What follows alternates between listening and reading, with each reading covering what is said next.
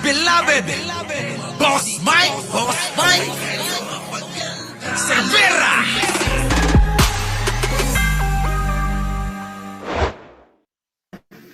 Hindi naman nakakain itong impeachment.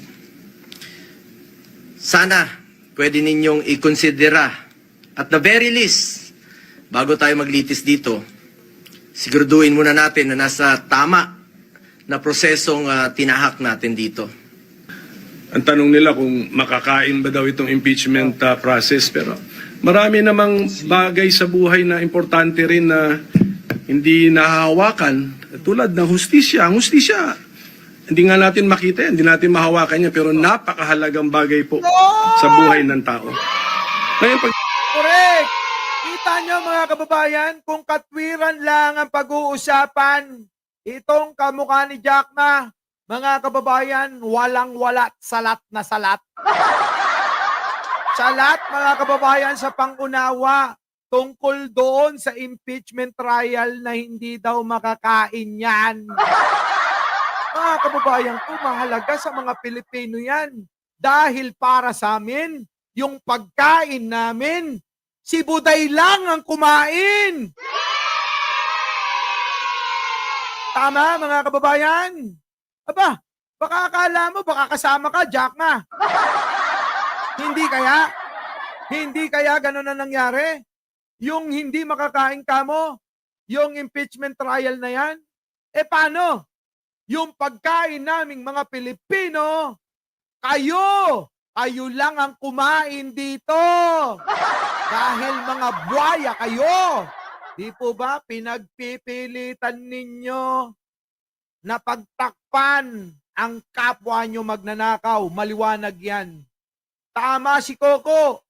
Ang hustisya ay mahalaga rin yan para malaman kung sino ang buwakaw na mga politiko na mga nahalal. Di po ba? Kaya eto mga kababayan, sinasabi ng kamukha ni Jack Ma, malabo talaga. Pangangatwiran, salat na salat yan. Makinig kayo sa may alam. Sino? Kay Coco. O kita nyo naman, kung pangangatwiran, malayong malayo sila. Bakit mga kababayan? Kung alam mong nasa tama, kung ang hanap mo'y katotohanan, doon ka sumama. Hindi yung sasamahan mo pa, yung alam mo nang mali, abay pinagtatanggol mo pa. Ina nyo. Ina nyo! Ito ba mga kababayan ko? Ayan, ulitin natin. Okay. Hindi naman nakakain itong impeachment. Ina mo.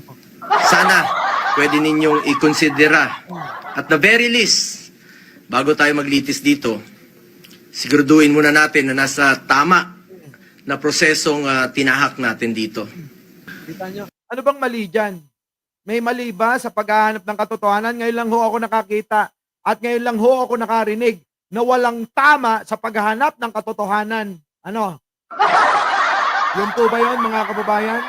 Ngayon lang ho ako nakakita. Oo.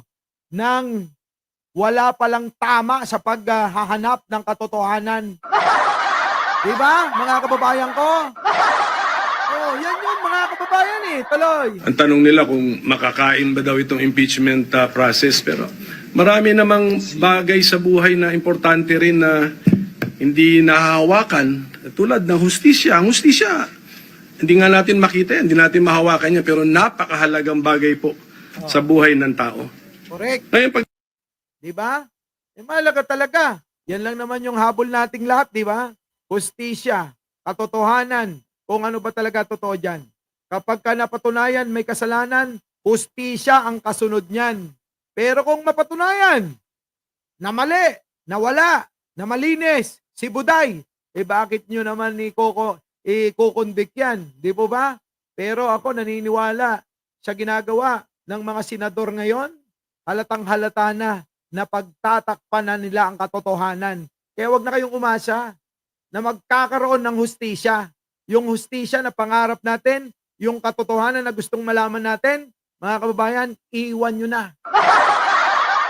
Hanggat may mga senador na mga katulad nila Jack na, wala na tayong magagawa. Tandaan nyo. Oo. So gaganti na lang tayo sa susunod na eleksyon. Kaso matagal pa to. Kasi 6 na taon pa ito mauupo. Itong naluklok ninyo, number 1 pa. Ha? Number 1, mga kababayan. Kaya alam niyo na. Dito na po nagtatapos ang ating palatuntunang katotohanan at hustisya ang kailangan para tayo'y makalaya sa mga nangyayaring unos ngayon sa usaping politika. Muli, ako po ang inyong lingkod, Mike Cerbero po. Lagi nagsasabing, mahalin natin ang ating kapwa. Pagdasal po natin lagi ang ating bansa sa mga katulad ng mga kampo ni Duterte. Maraming salamat po. Our beloved Boss Mike Cervera.